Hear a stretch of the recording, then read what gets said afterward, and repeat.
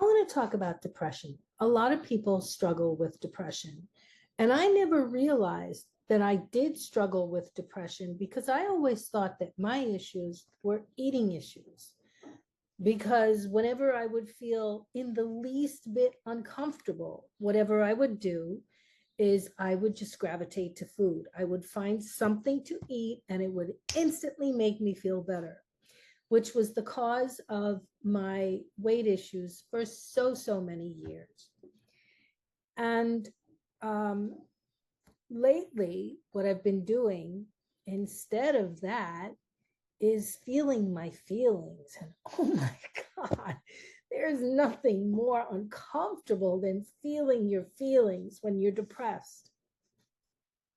So the other day, I had a series of disappointments. And with the first one, it was nobody was expecting me, but I was going to an office to talk with someone, and I got there a little too late, and it turned out that it was closed. The office was closed. My son and I went together because he wanted to do some shopping after, and there was a seat there to sit down, and as soon as I saw that the door was closed, I just sat down, feeling my heart in my hands, and I just started sobbing. The wind was blowing, it was a balmy breeze, it was beautiful weather. I could feel it on my skin. It would definitely be something that would make me feel better if I were in a different state of mind. But I was just so swept up. The same way that the wind was blowing was my emotions were blowing, because over the past several weeks, someone I loved very much passed away, and it's created a lot of shifting around. And I had been doing my best to, keep up that brave front and be strong and take care of all the things that needed to be taken care of. But I had not gotten a chance to feel my feelings for my sister in law, who I love very much. And so, as I sat there,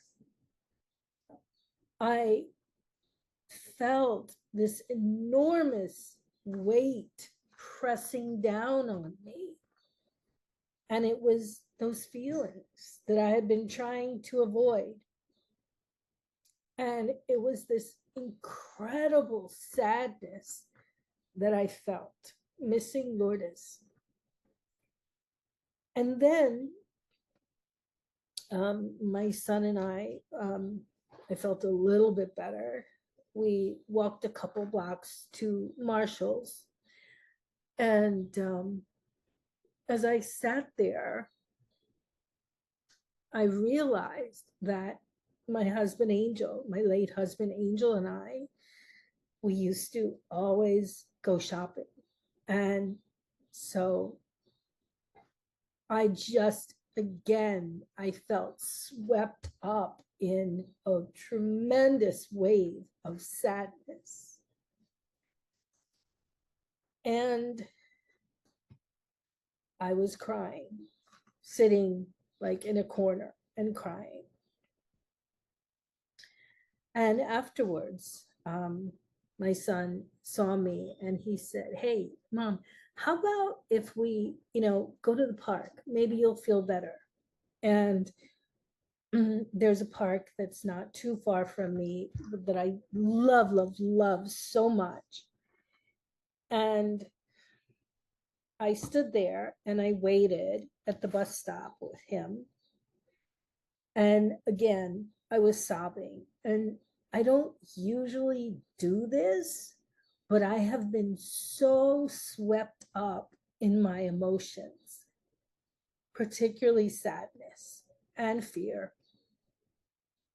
And so when I got on the bus, I realized that I would be going through the 18 blocks or so was such,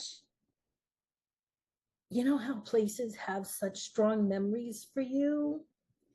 Well, most of my life I've spent in those 18 blocks. And oddly enough, I am exactly right back where I started from, where I grew up. And all of the feelings of the losses, one of the first places that we passed was the church where my husband and I were married back in 1990. And I cried about that. And then the next one, a few blocks up, was uh, Angel used to deliver oil. It was a one of his customers. And I cried about that, thinking how excited I would be that he was close by and I could see him and all of that. Then a few blocks further up was where I used to live, and one of the buildings that uh, the family business was real estate business that I used to manage. And my father still lives there, and we're estranged. And there was so much sadness around that. And then the bus kept going. And then there was my first school. So much sadness around that. And as we kept moving, as the bus kept progressing toward the park, Fort Tryon Park, I felt this tremendous whirlwind of sadness. And there I was, sobbing on the bus, just watching these precious memories going by. And when we, and then right before that was Mother Cabrini High School, where I used to go. And again, that life is gone, that's over, moving on, moving forward. So then the next stop was Fort Tryon Park. And it's very, very strange. What happened was, as I went to sit on a bench, I was crying for a little bit. And then I looked up and I realized, this is a place that I love so much. And it has tremendous meaning to me.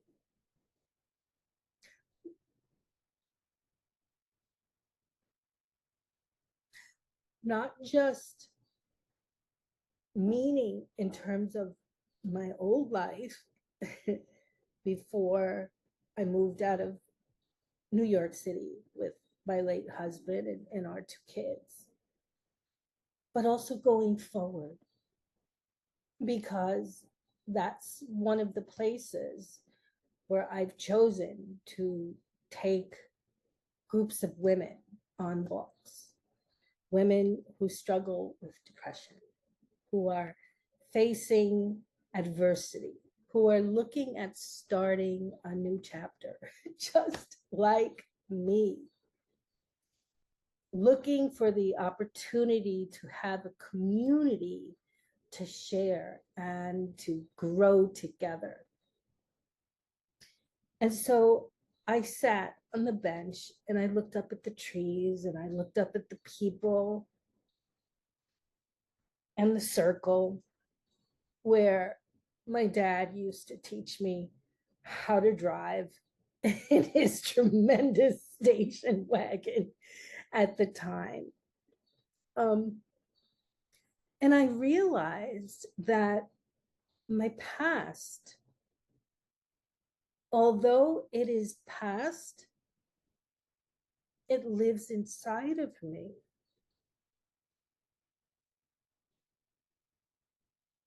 And mm, although I cannot just go back to that time, I can think of those memories or go to those places and be there.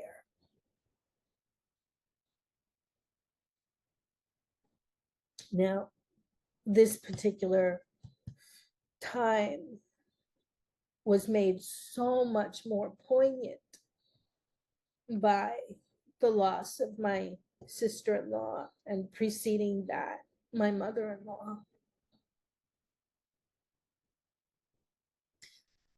But I'm realizing that two very, very strong women who I admire tremendously, that their strength is also now a part of me. And despite the fact that I went through what I call the tour of tears, those 18 blocks on the bus that kept me sobbing the whole time, I'm actually stronger for it, because I got an opportunity to connect with that tremendous sense of love that I have for my sister-in-law and my mother-in-law and my late husband, Angel, and my dad. 4 tremendous loves in my life. And the message that I want to share with you is that times may be tough. You may be facing a tremendous challenge. And you may wonder how you can ever get out of the situation that you're in. Just remember that the feelings that you have, they're just like waves in an ocean. They're not going to kill you. It may feel like it. It did for me. They're not going to kill you. You can get through it. And one of the things that I did after recognizing that PT, my son, only wanted to help me by bringing there was, first of all, thanking him for having the foresight to realize that being there in the park would help.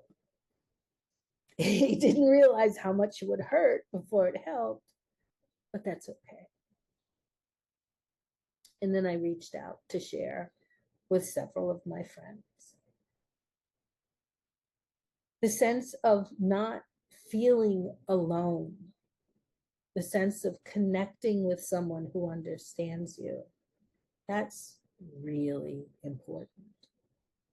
So I just want to leave you with this, with an awareness of hope and possibility for the future. And what this message comes down to is accept yourself exactly as you are. In my case, over the past few days, it's all teary and snotty and all of that. And it's all good. It's just a manifestation of my extraordinary love that I have for those people and my losses. So I hope that this has given you some sense of hope and knowing that you're so much stronger than you think. And just because you're going through a tough time, you can get through it. Okay. Have a great day. Bye now.